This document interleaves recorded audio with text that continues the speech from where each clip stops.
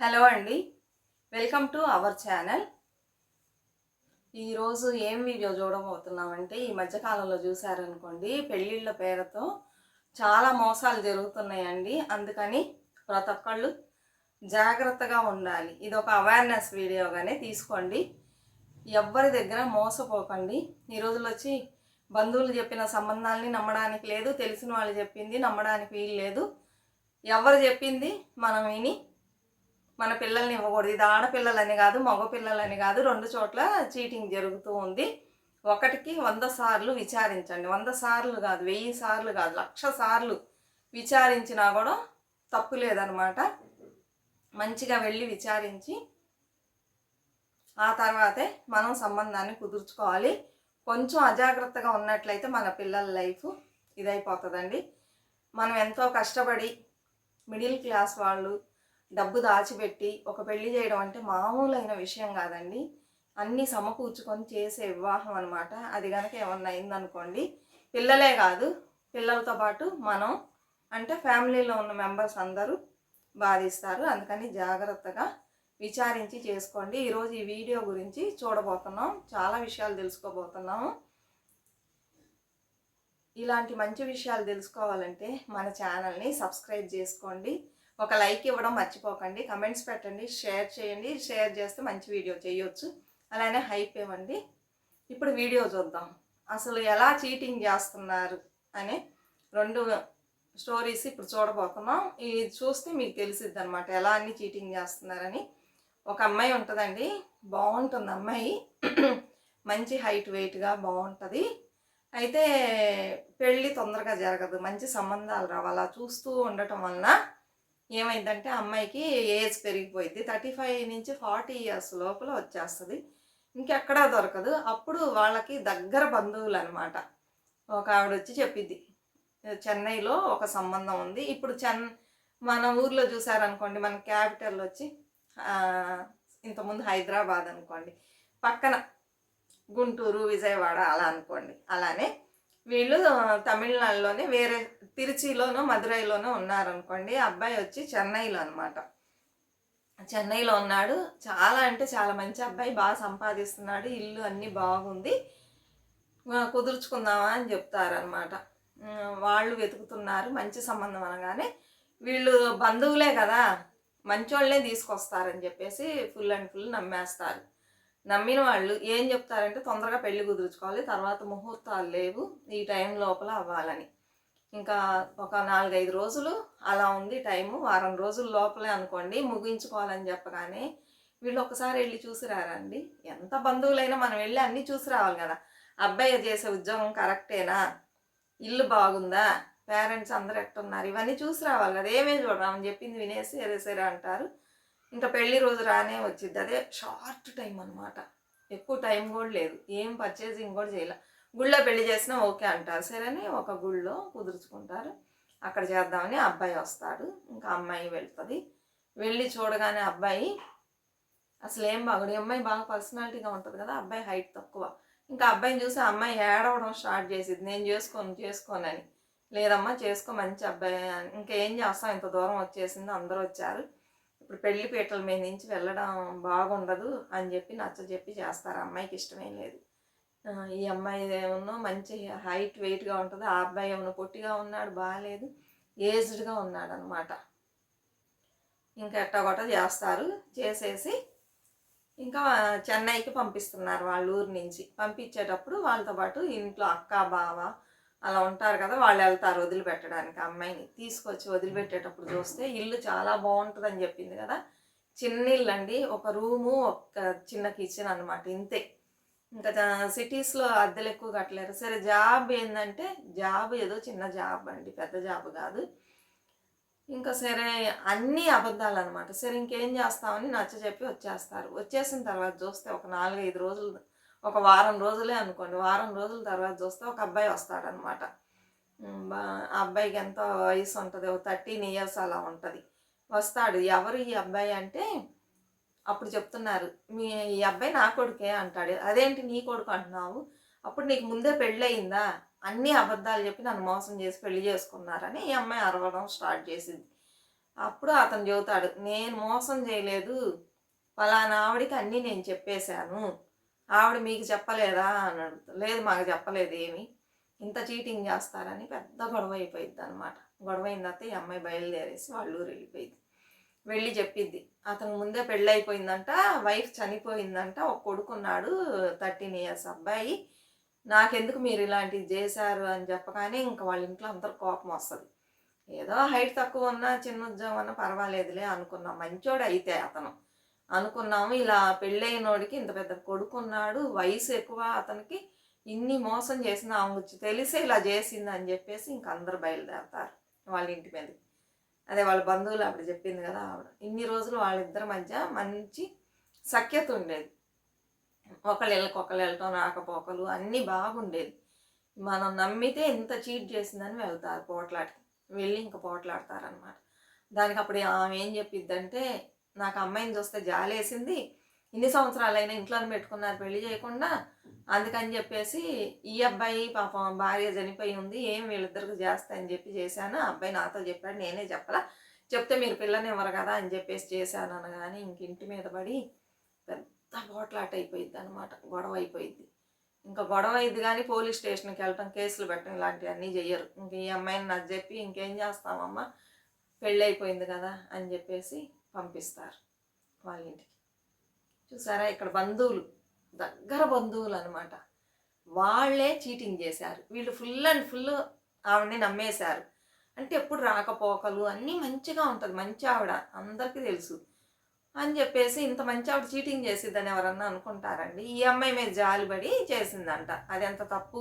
ఏదున్నా విషయం వాళ్ళతో చెప్పాలి, చెప్తే వాళ్ళకి నచ్చితే చేసుకుంటారు, లేకపోతే లేదు. ఇలా ఇప్పుడు ఇంత దగ్గర బంధువే చీటింగ్ చేస్తే ఇంకెవరిని నమ్ముతాం చెప్పండి? లబోదిబన్న మళ్ళీ వచ్చిద్దా? రాదు.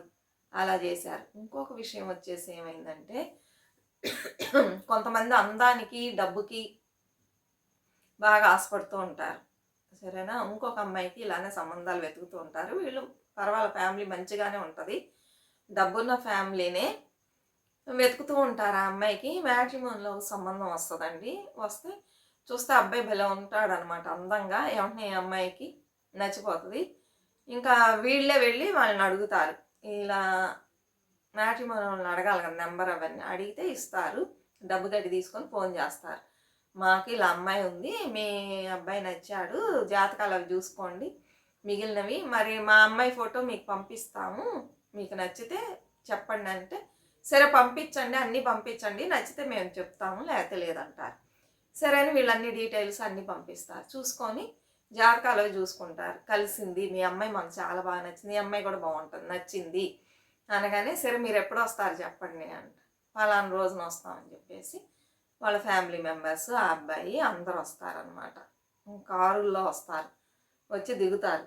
మన ఊరు వాళ్ళకే ఎన్ని కార్లు ఉన్నా, ఏ ఫ్లైట్లు ఉన్నా కూడా అదేంటో కార్ అంటే ఒక ఇదండి, కారుని చూడగానే అలా పడిపోతారు. ఇప్పుడు ప్రతి ఇంట్లో కారు ఉంది, కారు లేని ఇల్లు ఎక్కడన్నా ఉందా చెప్పండి? ఆ కాలంలో కారు అంటే సరే అనుకోవచ్చు, ఇప్పుడు అందరూ కొనుక్కుంటున్నారు. వాళ్ళకి 4-5 కార్లు వేసుకొని వాళ్ళ చుట్టాలు అందరూ వస్తారనమాట. వచ్చిన తర్వాత ఇంకా చూస్తారు, చూసి మాట్లాడుకుంటారు, మాకు నచ్చింది, జాతకం కలిసింది, సరే మీరేం ఎదురు చూస్తున్నారంటే చెప్తారు. ఇంత గోల్డ్ వేయాలి, మా అబ్బాయి వచ్చి చాలా పెద్ద జాబ్ చేస్తున్నారు, ఇంత గోల్డ్ వేయాలి, ఇంత డౌరీ ఇవ్వాలని చెబుతారు. వీళ్ళకి కొంచెం డౌరీ దగ్గర అంత మనీ లేదనమాట, గోల్డ్ కూడా వేస్తామంటారు. సరే అవన్నీ తర్వాత, ఫస్ట్ మీరు వచ్చి మా ఇల్లు చూడండి, అన్నీ చూసి తర్వాత మీకు ఓకే అంటే చెప్పండి అంటే వీళ్ళు వెళ్తారు. ఒక 10 మంది ఆ ఊరికి వెళ్ళి చూస్తారనమాట. అక్కడ ఇల్లు ఎలా ఉంటుందంట, ఆ ఊర్లో ఇక్కడ ఒక ఇల్లు ఉందనుకోండి, ఇంకా చాలా దూరంలో ఒక ఇల్లు, అక్కడ ఒక ఇల్లు, అక్కడ ఒక ఇల్లు, కొంచెం ఇంటీరియర్గా ఉందనుకోండి, అప్పుడే ఆ ఏరియా డెవలప్ అవుతుంది. ఒకరికొకరు మాట్లాడుకోవడానికి కూడా సంబంధం ఉండదు. సరే అని వెళ్ళి చూస్తారు. ఇల్లు చూసారంటే ఇంద్రభవనంలా చాలా బాగుందనమాట ఇల్లు, అన్ని థింగ్స్ అన్నీ పెట్టి. ఇంకా ఆ తర్వాత వచ్చేసి ఇంటి ముందు చూస్తే 3 కార్లు ఉన్నాయి. వాళ్ళు చెప్తారు అవన్నీ మా కార్లే, పెద్ద పెద్ద కార్లు ఉన్నాయి. ఇల్లు చూస్తే అంత బాగుంది, మనుషులు బాగున్నారు, డీసెంట్గా ఉన్నారు, చాలా మెత్తగా కనిపిస్తున్నారు, మర్యాదలన్నీ బాగా చేశారు. ఇంకా ఆ అమ్మాయికి వేరే అబ్బాయి బాగా నచ్చిపోయాడు, నాకు నచ్చాడు నాన్న, ఈ సంబంధం కుదుర్చుకుందాం అంటుంది అనమాట. ఇంకా అమ్మాయే చెప్పేసింది కదా, సరేనా ఇంకా చెప్తారు మాకు నచ్చింది, అయితే ఇంత డౌరీ ఇవ్వాలంటారు. ఇప్పుడు మా దగ్గర అంత లేదు, ఇంత ఇస్తామంటే లేదండి ఇంత ఇవ్వాలి, మాకు చాలా సంబంధాలు వస్తున్నాయి, మీ అమ్మాయి మాకు నచ్చింది అందుకని అని చెప్పగానే సరే నేను ఎట్టగొట్ట అరేంజ్ చేసి ఇస్తానని చెప్పేసి ఇంక వెళ్ళి వాళ్ళ దగ్గర ఉన్న మనీకి చాలదనమాట, కొన్ని లక్షలు కావాల్సి వస్తాయి. వెళ్ళేసి కొంచెం లోను కొంచెం తెలిసిన వాళ్ళ దగ్గర తీసుకొని అరేంజ్ చేసి ఇంకా పెళ్లి చేస్తారు. ఇక్కడ ఏంటంటే వీళ్ళు చేసిన తప్పు, ఆ అబ్బాయి పలానా చోట ఉద్యోగం అని చెప్పాడు కదా, అక్కడికి వెళ్ళి విచారించలేదు. ఇరుగు పొరుగు వాళ్ళని విచారిద్దామంటే పక్క పక్కన ఇల్లు లేవు, దూరం దూరంగా ఉన్నాయి, అక్కడికి వెళ్ళి కూడా విచారించాల. ఇంకా సొంత ఇల్లు అనగానే చెప్పగానే ఇంకా ఇచ్చేసారనమాట. ఇల్లుని చూడగానే వాళ్ళకి ఇంకేమి కళ్ళ ముందు కనిపించాల, అంత బాగుంది ఇల్లు, అబ్బా మన అమ్మాయి చాలా అదృష్టవంతురాలని పెళ్లి చేశారు. వెళ్ళిపోయింది అత్తగారింటికి. అసలు ఎంత బాగా చూసుకుంటారంటే అమ్మాయిని చెప్పలేమండి, చాలా బాగా చూసుకుంటారు. ఇలా ఒక 3 నెలలు గడవగానే ఏమైందంటే ఆషాఢ మాసం వచ్చింది. ఆషాఢ మాసం వస్తే మన ఆనవాయితీ ఏంటి, అమ్మగారింటికి పంపించేస్తాం అమ్మాయిని కదా. అలా సరే నువ్వు వెళ్ళిరా అమ్మా, ఇంకా నెల రోజులు అవుతుంది కదా నువ్వు రావడానికి, నాకు ముంబైలో ఒక ట్రైనింగ్ ఉంది, అది నేను ముగించుకొని వస్తాను, అది ముగిస్తే నాకు మంచి ప్రమోషన్ వచ్చింది, ఎటు నెల రోజులు నువ్వు అక్కడ ఉంటావు, మనం చూసుకోకూడదు, నేను ఈ నెల రోజులు అది కంప్లీట్ చేసి వస్తాను అని చెప్పగానే సరే అంటాడు.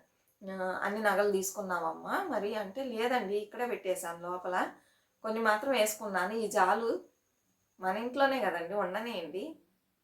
వాళ్ళు అంత బాగా చూసుకున్నారు, అంత నమ్మకం వచ్చేలాగా. నగలను కూడా తీసుకెళ్లకుండా వదిలిపెట్టి వెళ్తుందంటే అప్పుడు ఎంత నమ్మకం ఉంటుంది చెప్పండి. అత్తగారు మామగారు అట్లా ఊళ్ళో పెట్టి పూజిస్తూ ఎంత బాగా చూసుకుంటారు, ఒక్క పని చేయనివ్వరు. అలాంటప్పుడు ఎవరైనా నమ్మేస్తారు కదా. అన్నీ పెట్టేసి కొన్ని మాత్రం వేసుకొని ఇంకా వాళ్ళ అమ్మ నాన్నతో వెళ్ళిపోయింది.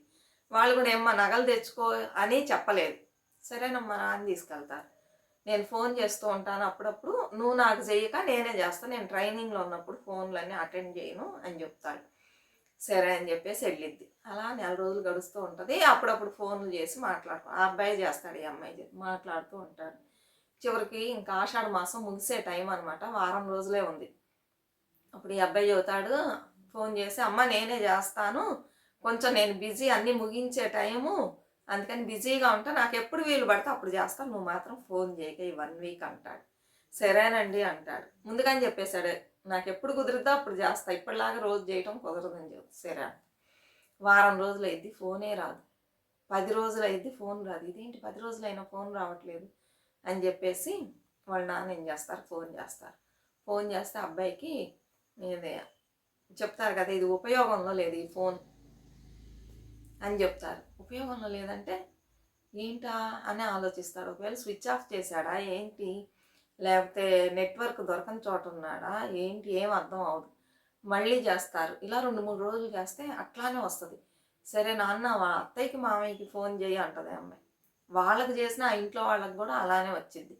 ఏంటి అందరి ఫోన్లు ఒకేసారి ఎలా ఇలా అవుతాయి అని చెప్పేసి వీళ్ళు ఏం చేస్తారు, ఆ ఊరు వెళ్తారు, అమ్మాయిని ఇచ్చిన ఊరు చెన్నై అనుకోండి, వస్తారనమాట పక్కన నుంచి. ఇక్కడికి వచ్చి చూస్తే ఇల్లు తాళం వేసి ఉంటుంది. ఇప్పుడు ఎవరిని అడగాలి, ఏం చేయాలి, కార్లు గీర్లు ఏమీ లేవు అని చెప్పేసి కొంచెం దూరం నడుచుకుంటూ వెళ్తారు. వెళ్ళేసి అక్కడికి వెళ్ళి వాళ్ళని తలుపు కొట్టి అడుగుతారు, ఏమన్నా ఆ ఇంట్లో ఉన్నవాళ్ళు ఏమయ్యారండి తాళం వేసిందంటే, మాకు తెలియదండి పెద్దగా అంటే, ఇలా మా అమ్మాయిని ఇచ్చాము ఆ ఇంట్లో వాళ్ళకి, ట్రైనింగ్ అని వెళ్ళారు అని చెప్పగానే, అదేంటండి అంటే, అవును వాళ్ళ సొంత ఇల్లు కదా, ఎక్కడికి వెళ్ళారో తెలియలేదండి, సొంత ఇల్లా, ఆ ఇల్లు వచ్చి ఇప్పుడు సర్వీస్ అపార్ట్మెంట్స్ అంటారు కదండి, అలా ఎవరన్నా వచ్చి లేకపోతే గెస్ట్ హౌస్ అనుకోండి, అలా అనమాట. కొంతమంది ఎక్కడి నుంచన్నా వచ్చినప్పుడు అక్కడ స్టే చేస్తారు, 1 రోజు 2 రోజులు స్టే చేసి డబ్బులు కట్టేసి వెళ్ళిపోతారు. అలాంటి ఇల్లు అండి అది. అది ఎవరు సొంత ఇల్లు కాదు. ఈ ఓనర్ వచ్చి పలానా ఊర్లో ఉంటాడు, ఆయన ఇల్లు అని నమ్మలేదే, మాకు తెలిసిన ఆయన మీరేంటి సొంత ఇల్లు అంటున్నారంటే, లేదండి మా అమ్మాయిని ఇంట్లో వాళ్ళకే ఇచ్చామంటే, లేదు నేను నెంబర్ ఇస్తాను, అడ్రస్ కూడా ఇస్తాను, మీరు వెళ్ళి ఆయన కనుక్కోండి, మాకు తెలియకుండా ఎప్పుడు అమ్మేశాడు అని చెప్పి ఇస్తారనమాట. ఇంక వీళ్ళు ఏం చేస్తారు, ఫోన్ కూడా చేయకుండా అడ్రస్ తీసుకొని వెళ్ళిపోతారు. వెళ్ళిపోయి ఇంకా ఆ ఇంటి దగ్గరికి వెళ్తారు. ఎవరండి మీరంటే, ఇలా పలాని ఇంట్లో నుంచి అక్కడి నుంచి వస్తున్నాము, ఇలా ఆ ఇంటి వాళ్ళని చెప్పేసి మా అమ్మాయిని పెళ్లి చేసుకున్నారు, పక్కన వాళ్ళు ఏమన్నా అడిగితే ఇప్పుడు మీది అంటున్నారు, వాళ్ళు ఏమన్నా కనిపించట్లా, ఫోన్ కూడా ఇది లేదంటే, లేదండి అది నాదే, వాళ్ళు ఒక 2-3 నెలలకు అద్దెకి ఇవ్వండి, మీరు ఎంత పే చేస్తే అంత కడతామని చెప్పారు, 2-3 నెలలు మేము ఇక్కడ ఉంటాం పని అనగానే, సరే అని నేను ఇచ్చాను, నాకు రావాల్సిన మనీ ఇచ్చేసి వాళ్ళు వెళ్ళిపోయారు. ఎప్పుడో లాస్ట్ మంతే వెళ్ళిపోయారే అని చెబుతారు. ఏంటి లాస్ట్ మంత్ వెళ్ళిపోయారంటే, అవును లాస్ట్ మంత్ వాళ్ళు వచ్చిన పని అయిపోయిందని వెళ్ళిపోయారంటే వీళ్ళు కుయ్యో మొయ్యో అంటారు. లేదండి అది వాళ్ళ ఇల్లు అని చెప్పారు. ఒక 3 కార్లు ఉన్నాయి ఇంటి ముందు. ఇల్లంతా బ్రహ్మాండంగా ఉందని చెప్పేసి మేమేమి కూడా విచారించలేదు. అమ్మాయిని ఇచ్చేసాం అనగానే, ఏవండి ఎవరన్నా ఇలాంటి పిచ్చోళ్ళు ఉంటారా? అది ఎలా అండి వాళ్ళ ఇల్లు నా ఇల్లు చూడండి డాక్యుమెంట్స్ అని చూపిస్తారు. ఇంకా వీళ్ళకి అసలు ఏం చేయాలి పిచ్చెక్కినట్లు అయిపోయింది. ఇంకా సరే అని చెప్పేసి పెళ్ళికి తీసుకున్న కొన్ని ఫోటోలు ఉన్నాయి అనమాట. ఫోటోలు వీడియోలు అన్నీ వాళ్ళ దగ్గరే ఉంది. వీళ్ళు ఏదో ఫోన్లో తీసుకుంటారు పిల్లలు, అది ఉంది. అది తీసుకొని పోలీస్ స్టేషన్కి వెళ్ళి కంప్లైంట్ ఇస్తారు. ఇస్తే పోలీసులు చచ్చేటట్టు తిడతారు. ఎక్కడ ఉద్యోగం చేస్తున్నా అంటే పలానా చోట అంటే సరేనా అక్కడికి వెళ్ళి ఎంక్వైరీ చేస్తారు. చేస్తే ఆ అబ్బాయి పేరు మీద ఒక అబ్బాయి ఉన్నాడు ఆఫీస్లో. ఇలా అన్నీ కనుక్కొనే వీళ్ళు చేస్తారండి చీటింగ్. వెళ్ళి అడిగితే ఉన్నాడు ఈ పేర్లు అంటారు. పిలిస్తే అతను కాదు ఇతన అంటే కాదు, నీ పేరు ఇదంటే అవును నా పేరు ఇదే అంటాడు. అలా అబ్బాయి పేరుని యూజ్ చేసుకొని ఆఫీస్లో వర్క్ చేసే దగ్గర ఉంటారు, అదే అక్కడ ఎవరన్నా ఈ పేర్లో ఉంటారు కదా ఆ పేరు వీళ్ళ పేరు లాగా చెప్పుకొని పెళ్లి చేసుకొని ఆ నగలన్నీ తీసుకొని డౌరీ ఇచ్చిన డబ్బులన్నీ తీసుకొని అన్నీ మూట కట్టుకొని వెళ్ళిపోయారనమాట. వీళ్ళు వచ్చి సొంత తల్లిదండ్రులా కూడా తెలియదు. కొంతమంది అలా అందరు కలిసి ఇది చేస్తూ ఉంటారు కదండి, అట్లానా ఏం తెలియదు. ఇంకా పోలీసులు చచ్చేటట్టు తిడతారు. ఎలా మీరు ఇట్లా మోసపోయారు, ఆఫీస్కి వెళ్ళి ఎంక్వైరీ చేయరా, ఆ ఇల్లు వాళ్ళదంటే డాక్యుమెంట్స్ చూడరా, మీరు అలా ఇచ్చేస్తారా అని చెప్పేసి చచ్చేటట్టు తిడతారు. ఏమండి డబ్బులు అనేది అందరికి కష్టమైన విషయమే కదండి. లోన్ వేసి అప్పులు చేసి ఇంత డబ్బులు ఇచ్చారు, అన్నీ నగలేశారు, అన్నీ పోయిందంటే ఎలా చెప్పండి. ఇప్పుడు ఆ అమ్మాయి లైఫ్ కూడా ఇలా అయిపోయిందా? మళ్ళీ పెళ్లి చేయాలంటే వాళ్ళు చేయగలరా? అవన్నీ సమకూర్చుకోవాలంటే కష్టం కదా. అవన్నీ సమకూర్చుకోవడం అట్లా ఉందండి. మళ్ళీ పెళ్ళి అంటే ఎంత భయపడిద్ది అమ్మాయి. మంచోళ్ళ చెడ్డోళ్ళ ఏం తెలియకుండా ఇలా చీట్ చేశారండి. మ్యాట్రిమోని వాళ్ళని నమ్మకండి, బ్రోకర్స్ని నమ్మకండి. అందుకని అందరు చెడ్డోళ్ళు అంటే అది చెప్పలేము. కొంతమంది మ్యాట్రిమోనిలో చేసుకున్న వాళ్ళు బాగానే ఉన్నారు. ఇలాంటి కేసులు ఈ మధ్య ఎక్కువైపోయింది. బ్రోకర్స్ చెప్పే డబ్బుల కోసం కూడా వాళ్ళు చీటింగ్ చేస్తున్నారు. వాళ్ళు ఒకటి చెబితే వీళ్ళు ఒకటి చెప్పేసి అన్నీ అలా అబద్ధాలు చెప్పేసి పెళ్ళిళ్ళు కుదురుస్తారు. పెళ్ళిళ్ళు అయిన తర్వాత తెలిసిద్ది అసలు విషయం. అందుకని ఇల్లు సొంత ఇల్లా అడగండి డాక్యుమెంట్స్. వాళ్ళు అడిగినవన్నీ మనం ఇస్తున్నాం కదా, డౌరీ నగలు అన్నీ ఇస్తున్నాం. అలాంటప్పుడు మనకు హక్కు ఉంది. ఏది చూపించండి అని చూడండి. రిజిస్టర్ ఆఫీస్లోకి వెళ్ళి విచారించుకోవడం కూడా మనకు మంచిదే, ఇది వాళ్ళదేనా అని. అది కూడా దొంగ ఇది పుట్టించడానికి ఉన్నాయి దొంగ డాక్యుమెంట్స్, అలాంటి నకిలీవి. ఉద్యోగాలు చేస్తున్నాం అంటారు, అక్కడికి వెళ్ళి అడిగితే అవునంటారు కాదంటారు. అసలు ఏమీ నమ్మడానికి లేదండి. ముక్కు మొహం తెలియని వాళ్ళకి పిల్లనివ్వాలన్నా భయంగానే ఉంది. ఇదిగో చుట్టాలు ఆవిడని చెప్పిందని ఇస్తే అది అట్లా అయిపోయింది, భయంగానే ఉంది. మనం ఏం చేయాలంటే మన పిల్లల లైఫ్ బాగుండాలంటే కొంచెం ఒక లెవెల్ కన్నా మనకు వాళ్ళు తెలిసి ఉండాలి, వాళ్ళ ఫ్యామిలీ గురించి తెలిసి ఉండాలి. లేకపోతే దగ్గర బంధువులన్నా అయ్యి ఉండాలి. దగ్గర బంధువులైనా అబ్బాయి ఎలాంటోడు, జాబ్ చేసే దగ్గర ఏమన్నా బ్యాడ్ హ్యాబిట్స్ ఉన్నాయా ఎలాంటోడు, అది మనం విచారించుకోవాలి. ఇన్ని విచారిస్తేనే మనకి మంచి సంబంధం దొరికింది. ఇప్పుడున్న పిల్లలు కానీ చాలామంది పెద్దోళ్ళు కానీ ఏం చేస్తున్నారంటే అబ్బాయి అందంగా ఉండాలని చూస్తున్నారు. ఈ అబ్బాయి అందంగా ఉన్నాడనే చేసుకుంటా అని కూర్చుంది. కొంతమంది ఏమన్నా డబ్బుకు చూస్తున్నారు. వాడు మంచోడా కాదా అవన్నీ ఆలోచించడం. మీరు దయచేసి పిల్లలకి పెళ్ళిళ్ళు చేసేటప్పుడు ఇది 2 అబ్బాయిల గురించే చెప్పా. అమ్మాయిల గురించి చెబుతూ ఉంటే ఇంకా వీడియో పోతూ ఉంటుంది. అందుకని ఇద్దరిలో ఉన్నారండి, చీటింగ్ చేసే అమ్మాయిలు ఉన్నారు, చీటింగ్ చేసే అబ్బాయిలు ఉన్నారు. అందుకని వీళ్ళు తక్కువ వాళ్ళు ఎక్కువ నేను చెప్పట్లా, అన్ని చోట్ల చీటింగ్ జరుగుతున్నాయి. అందుకని చూసి అబ్బాయిలైనా సరే అమ్మాయిలైనా సరే బాగా విచారించి కొంచెం తెలిసిన వాళ్ళగా ఉంటే మంచిగా ఉంటుందండి మనకి. అట్లాంటివి చూసి జాగ్రత్తగా విచారించి, చెప్పాను కదా 1,00,000 సార్లు విచారించినా తప్పు లేదని చేసుకోండి. ఈ మధ్యకాలంలో ఎక్కడ చూసినా ఇవే వినిపిస్తున్నాయి, మోసం చేశారని. పెళ్ళంటే 100 ఏళ్ల పంట అంటారు. అది ఇలా అయిపోతే ఆ తల్లిదండ్రులు తట్టుకోగలరా, అమ్మాయి తట్టుకోగలదా చెప్పండి. ఇన్ని ఉన్నాయి అన్నమాట ఇప్పుడన్నీ. అందుకని జాగ్రత్తగా ఉండండి. దానికోసమే నేను ఈ వీడియో చేస్తున్నా. మంచిగా సపోర్ట్ చేయండి. మరొక మంచి వీడియోతో మళ్ళీ కలుద్దాం. అంతవరకు బాయ్ ఫ్రెండ్స్.